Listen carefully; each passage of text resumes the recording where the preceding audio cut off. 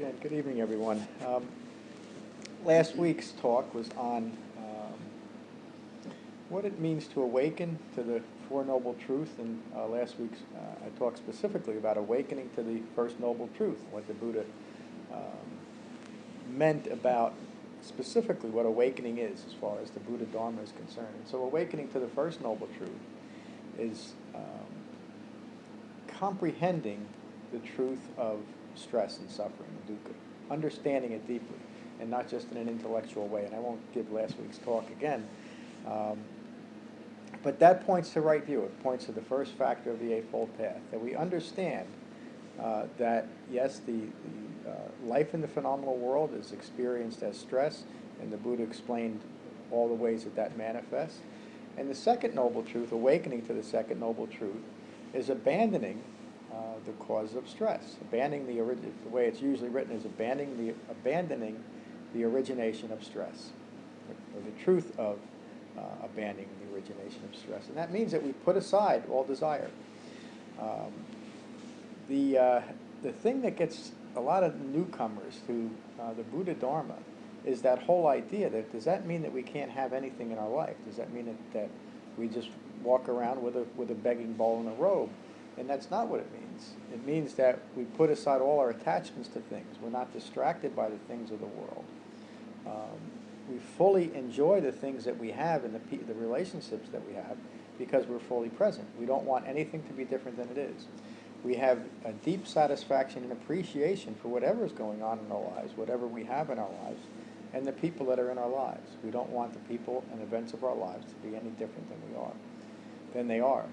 We've abandoned the cause of stress, which is desire, grasping, craving, clinging.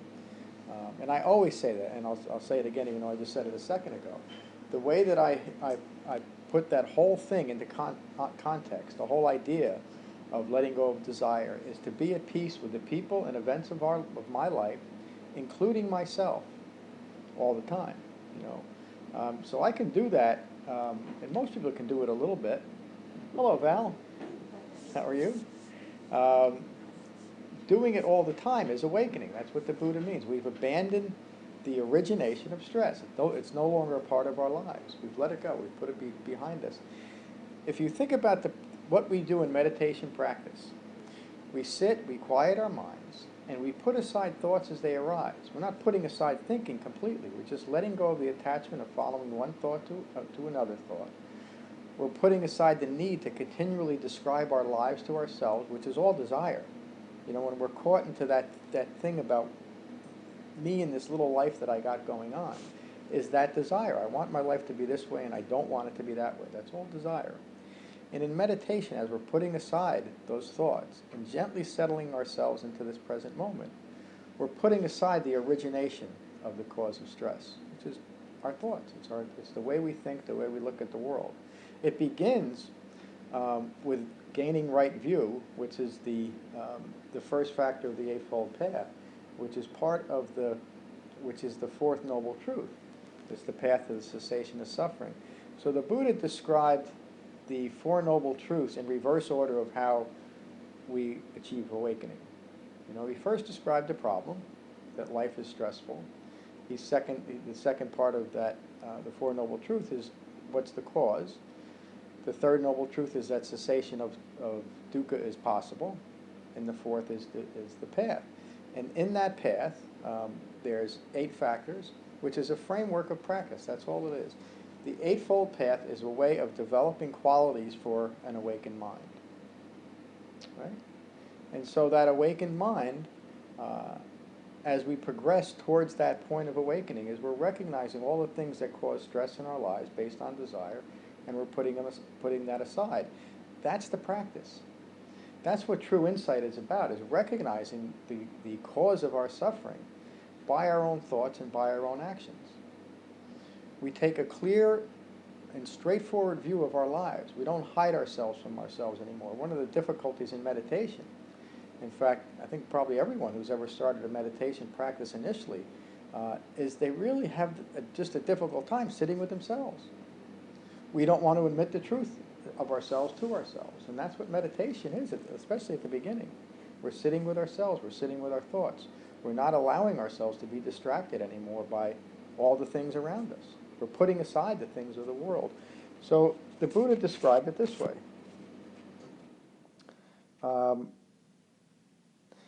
in this quote, I'm going to read two quotes. In this quote, he's talking about the middle way of living life. The Buddha's path is called the middle way, and that refers to a lot of different concepts in the Buddha's teaching. But as far as abandoning the origination of stress, these two extremes are to be abandoned. The compulsion to indulge and gain pleasure from the objects of sensual desires, and that's all things that we crave that arise from contact with the senses. Anything that grabs our attention that we must have. And we all get compulsive about that, you know. Some to more extremes than others, but everybody has a level of compulsion in this world, in the phenomenal world. We want things to make us feel good. And some people will go to any length to get that. And then he describes what that is. That's an inferior way of living. It's low, it's vulgar, it's ignoble, and it leads to more delusion and compulsion to indulge. And the next act, and compulsion to indulge in self-torment, which is painful, ignoble, and leads to more delusion. The other aspect of identification with self is that need to beat ourselves up. We think there's a value in recognizing that there's something wrong with us. And that's a desire for faith based on our own understanding that we need to be different than we are, instead of accepting that who we are right here in this present moment is completely acceptable. That desire to change, to be different than we are, especially if we bring it into our meditation practice, is going to lead to more delusion, more confusion. That act of putting aside thoughts as they arise and coming back to this present moment within our thoughts is an act of utter acceptance of ourselves. It's being at peace with ourselves. And the more we do it, the more accepting we will be of ourselves and the people around us. That's in a very direct way abandoning the origination of dukkha, of stress. We're stopping beating ourselves up. We're saying that who this is right here in this present moment is okay. We don't need anything else added to this. I don't need to be grasping at anything to be completely content with who I am in this present moment.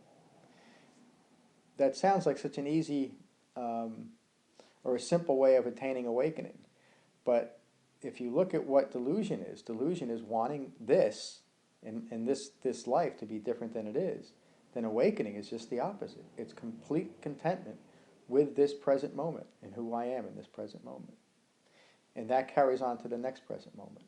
That moral and ethical guideline of the Eightfold Path is designed so that we can develop the qualities within ourselves to be at peace with ourselves and the people around us, to stop that fighting all the time.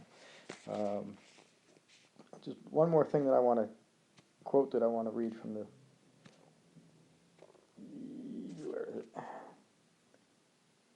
So the Buddha is describing that state of mind once we've abandoned the origination of stress.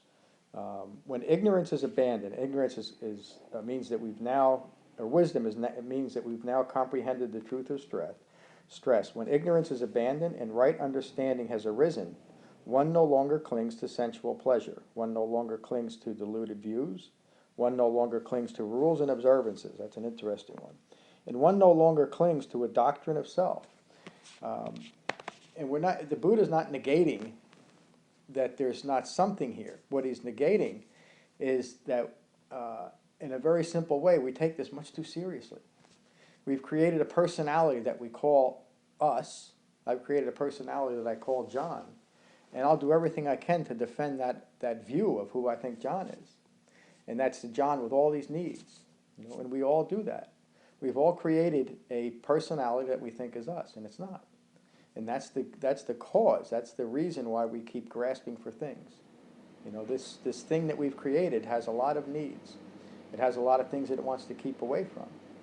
And we get into this deluded, discursive thinking. Again, coming back to the meditation practice, the reason why it's so effective in putting aside all these things that cause stress is we're putting aside, in this practice, as we're putting aside the thoughts as they arise, we're loosening our attachment that we be any different than we are. We're loosening our attachment that the world be any different than it is. And we're settling into this present moment. Within the framework of the Eightfold Path, meditation within the framework of the Eightfold Path is the only way that it can be effective.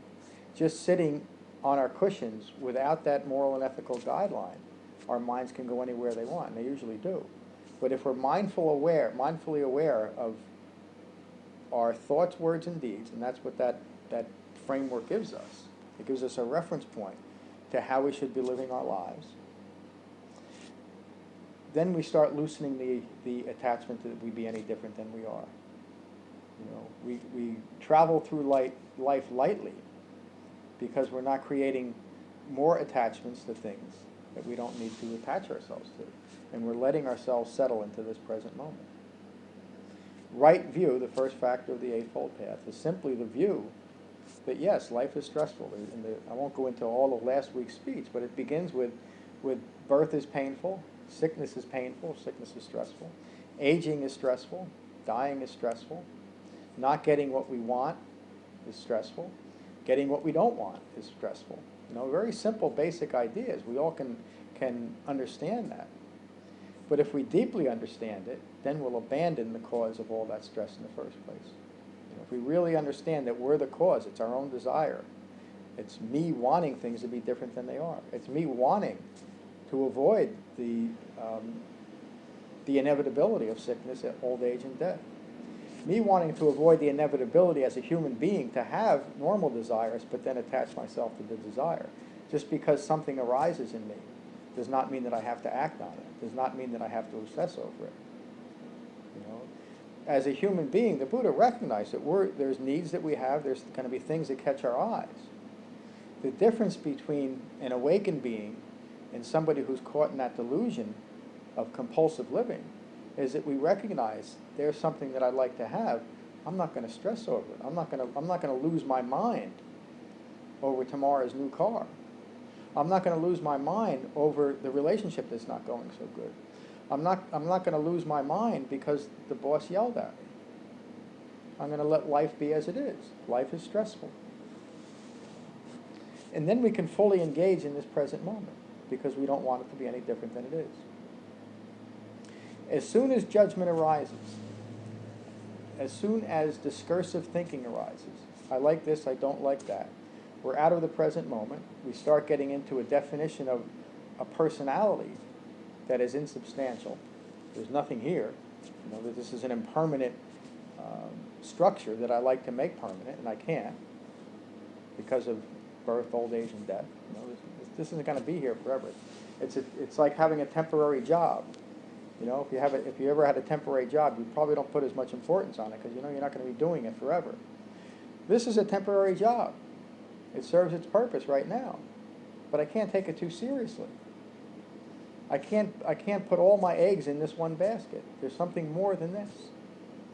And that's that expanded view of an awakened mind. We realize it's something more than this.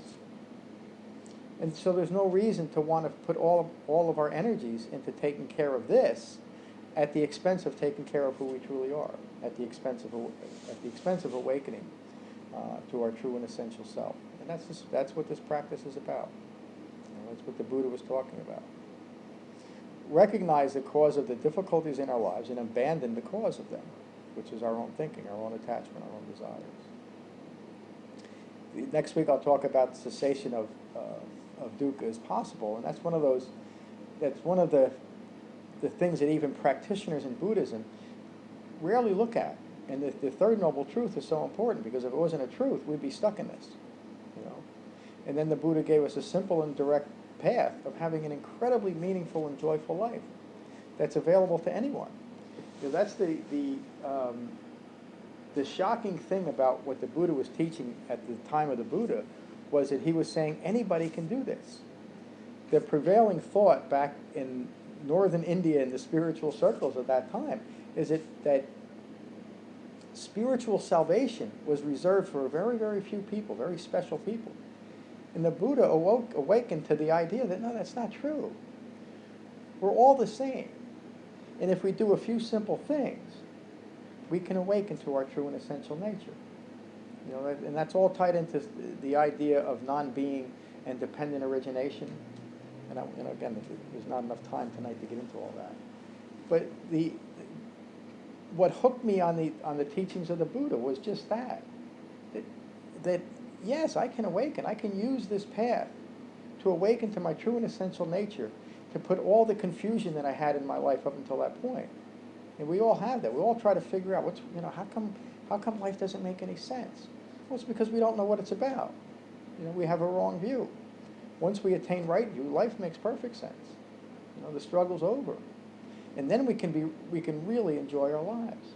So putting aside desire allows us to have everything. And when we want everything, we can't have anything, because we're always grasping.